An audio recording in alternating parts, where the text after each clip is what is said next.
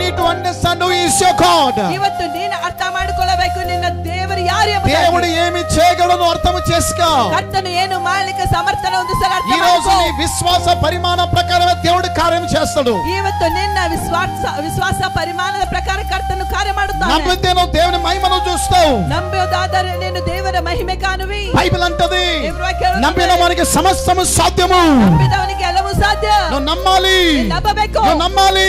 ನಂಬಬೇಕು. దేవుడు అద్భుతం నీ జీవితంలో చేస్తాడు. ಕರ್ತನ ಅದ್ಭುತ ನಿನ್ನ ಜೀವನದಲ್ಲಿ ಮಾಡುತ್ತಾನೆ. What kind of belief you have?